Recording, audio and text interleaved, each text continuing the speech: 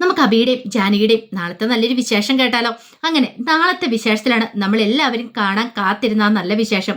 കുറേ ദിവസങ്ങളായി നമ്മൾ കേൾക്കുന്ന രാധാമണി വരിച്ചർ കോടതിയിലേക്ക് വരും, മൊഴി കൊടുക്കൂന്നൊക്കെ പറയണേ. അങ്ങനെ അവസാനം ആ ഒരു ദിവസം വന്നെത്തി.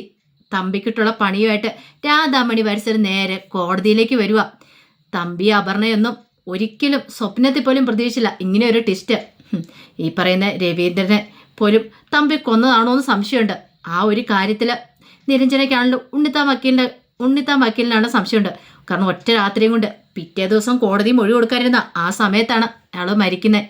തമ്പിയല്ലേ ആള്, ചിലപ്പോൾ അയാൾ അതല്ല അതിലപ്പുറവും ചെയ്യുമെന്നറിയാം. പക്ഷെ അങ്ങനെ അങ്ങോട്ട് വിട്ടുകൊടുക്കാനായിട്ട് ഉണ്ണിത്താൻ വക്കീൽ റെഡിയായിരുന്നില്ല. കാരണം അവനാഴിയിലെ അവസാനത്തെ അസ്ത്രം എടുത്ത് പ്രയോഗിക്കാൻ തന്നെ തീരുമാനിക്കുകയാണ്. നിരഞ്ജനെ വിളിച്ച ഉണ്ണിത്താനോട് കാര്യങ്ങൾ പറഞ്ഞപ്പോൾ ഉണ്ണിത്താൻ പറഞ്ഞു, മോള് വിഷമിക്കേണ്ടെന്ന് പറയണം.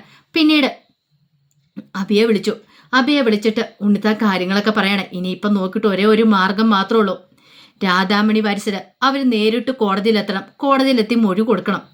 അത് കേട്ടപ്പോൾ അബി പറഞ്ഞു, അല്ല അത് പിന്നെ ഉണ്ണിത്താൻ സാറേന്ന് പറയണ ഒന്നും നോക്കണ്ട, ജയിക്കാനായിട്ട് അത് മാത്രമേ ഒരു മാർഗമുള്ളൂ.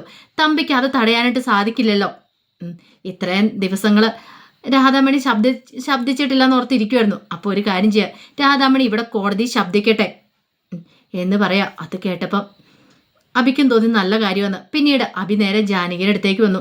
ജാനകിയുടെ അടുത്ത് വന്ന് ജാനകിയെ വിളിച്ചിട്ട് അങ്ങോട്ട് പോയിട്ട് ഈ കാര്യങ്ങൾ പറയാണ്. ഇനിയിപ്പോൾ ഒരു മാർഗം മാത്രമേ ഉള്ളൂ ജാനകി, അമ്മ കോടതിയിലെത്തണം.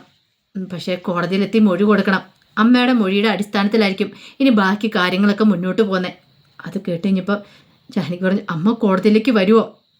എനിക്കറിയില്ല അബിയേട്ടാന്ന് പറയാം. അത് മാത്രമേ ഉള്ളൂ ഇനിയിപ്പോൾ ജയിക്കണമെങ്കിൽ, അല്ലാതെ വേറൊരു നിവൃത്തിയില്ല. കാരണം കോടതി സാക്ഷിമൊഴി കൊടുക്കാമെന്ന് പറഞ്ഞ് നടരാജൻ കാലുവാരി രവീന്ദ്രൻ മരണപ്പെട്ടു. ഇനിയിപ്പം അത്ര സ്ട്രോങ് ആയിട്ടുള്ള സാക്ഷികളില്ലെങ്കിൽ കേസ് തള്ളിപ്പോവും. ഇത്രയും കാലം കഷ്ടപ്പാടുകളൊക്കെ സഹിച്ച് വെറുതെ ആവും.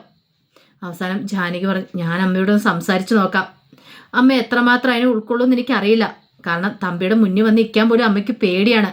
അയാൾ അത്രയ്ക്ക് ദുഷ്ടനാന്ന് അമ്മയ്ക്ക് നന്നായിട്ടറിയാം. നീ ഒന്ന് പറഞ്ഞു നോക്ക്. അങ്ങനെ ജാനകി നേരെ രാധാമണിയുടെ അടുത്തേക്ക് ചെല്ലുവാണ്. രാധാമണി അടുത്ത് ചെന്നപ്പോൾ രാധാമണി എന്താ മോളെന്ന് ചോദിക്കുക. അമ്മേ ഞാനൊരു കാര്യം പറഞ്ഞാൽ അമ്മ അത് അനുസരിക്കുമെന്ന് ചോദിക്കുക. മോളെന്താ വെച്ചാൽ കാര്യം പറ, നമുക്ക് ജയിക്കണ്ടേ അമ്മേ, ഈ കേസ് ജയിക്കണ്ടേ. ഒരിക്കലും ഞാൻ തമ്പിയുടെ മോളായിട്ട് അറിയപ്പെടാൻ ആഗ്രഹിക്കുന്നില്ല. അയാൾ ചെയ്ത ദുഷ്ടതകൾ, അയാൾ എന്നെ കൊല്ലാൻ വരെ ശ്രമിച്ചു. എന്നിട്ടും ഞാൻ ഇത്രയൊക്കെ പിടിച്ചു നിന്നില്ലേ. പക്ഷെ നമുക്ക് തോൽപ്പിക്കണം അമ്മ അയാളെ. ഒരു വട്ടമെങ്കിൽ ഒരു വട്ടം എനിക്ക് തോൽപ്പിക്കണം. അയാൾ ചെയ്ത ക്രൂരത അതൊക്കെ പുറലോകം കൊണ്ടുവരണം. എനിക്കിപ്പോൾ എന്നേക്കാളും പ്രധാനം എൻ്റെ അമ്മയാണ്.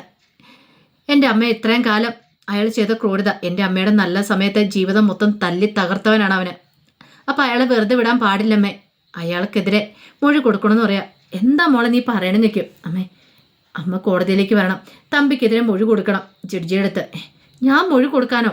മോളെ ഞാൻ എങ്ങനെയാ വരണേ? ഞാൻ വന്നിട്ടുണ്ട് നിന്റെ ജീവിതം തകർന്നു, അബിയുടെ നിന്റെ ജീവിതം തകരും. അയാൾ വെറുതെ ഇരിക്കുമോ? നിന്നെ കൊല്ലാൻ ശ്രമിച്ചല്ലേ. ഇനിയിപ്പം ഞാൻ ശബ്ദിച്ചെന്നറിഞ്ഞാൽ നിന്നെ അബിയെ ഇല്ലാതാക്കും. എന്തൊക്കെ ചെയ്യുമെന്ന് പറയാൻ പറ്റില്ല. അതൊന്നും സാരമില്ലമ്മേ, നമുക്ക് ജയിച്ചല്ലേ മതിയാവുള്ളൂ. പിന്നീട് രാധാമണി പറഞ്ഞു, വേണ്ട മോളെ വേണ്ടാന്ന് പറയണം.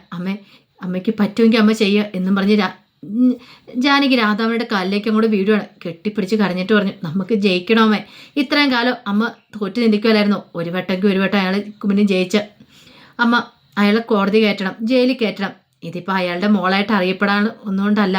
ഇന്നല്ലെങ്കിൽ നാളെ അവൾ കാര്യങ്ങളൊക്കെ അറിയോ അപർണ. പക്ഷെ അതിനു മുമ്പ് തന്നെ നമുക്ക് അയാളെ കോടതി കയറ്റണം. ഇത് കേട്ടപ്പം രാധാമണി ഒരു നിമിഷം ആലോചിച്ചു. പിന്നീട് പറഞ്ഞു, എൻ്റെ മോൾ എന്തെങ്കിലും കാര്യം പറഞ്ഞാൽ എനിക്ക് അനുസരിക്കാതിരിക്കാൻ പറ്റുമോ? പക്ഷെ ഒരു കാര്യമുണ്ട്, ഇതിൻ്റെ പേരിൽ എൻ്റെ മോൾക്കോ അബിക്കോ ആർക്കും യാതൊരു പ്രശ്നങ്ങളും ഉണ്ടാവരുത്.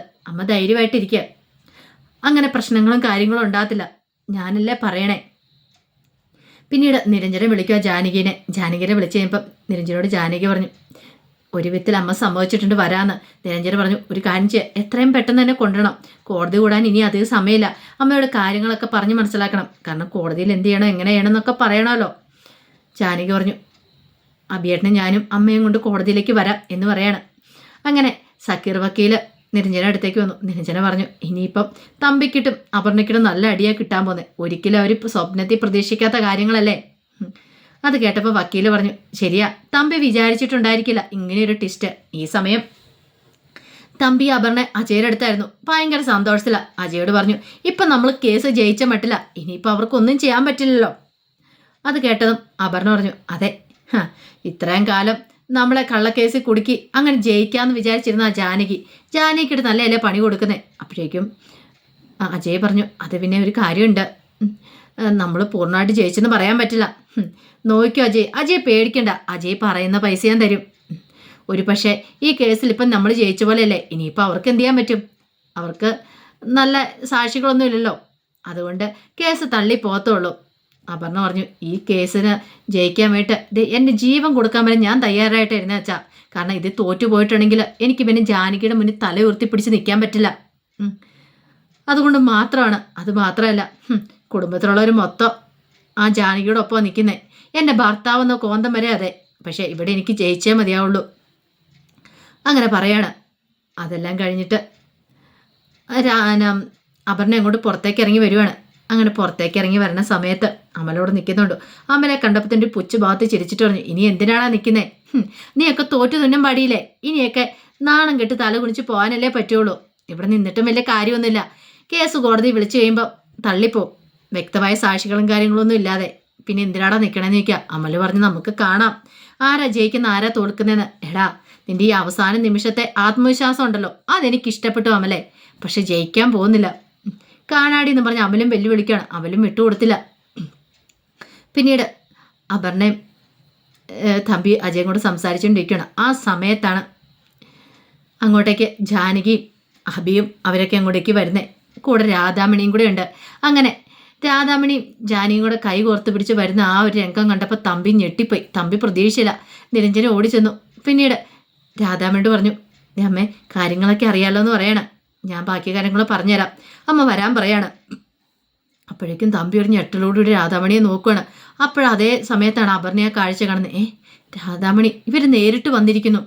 ഇവരെന്തിനായിരിക്കും പോലും വന്നിരിക്കുന്നത്? കോടതി മൊഴി കൊടുക്കാനാണോ? എങ്കിൽ എന്തായിരിക്കും സംഭവിക്കുക? ഇത്ര സമയമുള്ള പ്രതീക്ഷകൾ മൊത്തം തകടം മറിഞ്ഞുപോയി. അപ്പോഴേക്കും അമല എന്ന് അപർണയോട് ചോദിച്ചു, ഇപ്പം എങ്ങനെയുണ്ട്? ഇനി നമുക്ക് കാണാമെന്ന് പറയണം. ആ സമയത്ത് അപർണ തമ്പിയെ ദയനീയമായിട്ടൊന്ന് നോക്കുകയാണ്. തമ്പിയും രാധാമണി നേർക്ക് നേരെ നോക്കുകയാണ്. തമ്പിയുടെ കണ്ണുകളിൽ ഇത്ര സമയമില്ലാത്തൊരു പേടിയുണ്ടായി. ഇത്ര സമയം ഒരു ശുഭാപ്തി വിശ്വാസമായിരുന്നു, എന്ത് വന്നാലും നേരിടാമെന്നുള്ളത്. പക്ഷെ ഇപ്പോഴങ്ങനെയല്ല. ആ കണ്ണുകളിൽ ഭീതി, പരാജയപ്പെട്ടതിൻ്റെ ഭീതി. അത് കണ്ടു കഴിഞ്ഞപ്പം ജാനകിക്ക് മനസ്സിലായി, തൻ്റെ അച്ഛൻ എന്ന് വിളിക്കുന്ന ഇയാൾ പേടിച്ചിട്ടുണ്ട്. ശരിക്കും ഇയാളുടെ കണ്ണുകളിൽ ആ പേടിയുണ്ട്. ഈ സമയത്ത് രാധാമണിയോട് നിരഞ്ജന പറഞ്ഞു, പേടിക്കൊന്നും വേണ്ട അമ്മേ, അമ്മ ധൈര്യമായിട്ടിരുന്നു. കോടതിയിൽ അമ്മയ്ക്ക് പറയാനുള്ള കാര്യങ്ങളൊക്കെ അമ്മ വ്യക്തമായിട്ട് പറഞ്ഞാൽ മതി. ആരും അമ്മ അവിടെ ഒന്നും ചെയ്യാനായിട്ട് പോകുന്നില്ല. പിന്നെ ഈ ഓലപ്പാമ്പ് കാണിച്ച് പേടിക്കുന്നവരൊക്കെ അവിടെ ചൂട് നിൽക്കത്തുള്ളൂ. അമ്മയ്ക്ക് എന്നും പറയാം, ജഡ്ജിനോട് മൊഴി കൊടുക്കാമെന്ന് പറയാണ്. അമ്മേനെ എല്ലാവരുടെ മുന്നിട്ട് വിസ്തരിക്കാനൊന്നും പോകുന്നില്ല. അമ്മ ധൈര്യമായിട്ട് വന്ന് ജഡ്ജിയുടെ അടുത്ത് വന്ന് കാര്യങ്ങളൊക്കെ പറഞ്ഞാൽ മതി. രാധാമണിക്ക് ധൈര്യമായി. പോരാത്തതിന് ജാനകിയും അവരൊക്കെ ഉണ്ടല്ലോ ധൈര്യം കൊടുക്കാനായിട്ട്. അങ്ങനെ ആ വിശേഷങ്ങളാണ് കാണാൻ പോകുന്നത്. ആ വിശേഷങ്ങൾക്കായി നമുക്ക് എല്ലാവർക്കും കാത്തിരിക്കാം കേട്ടോ. ഒരിക്കൽ കൂടി എല്ലാവർക്കും ശുഭരാത്രി നേർന്നുകൊണ്ട് നിർത്തുന്നു.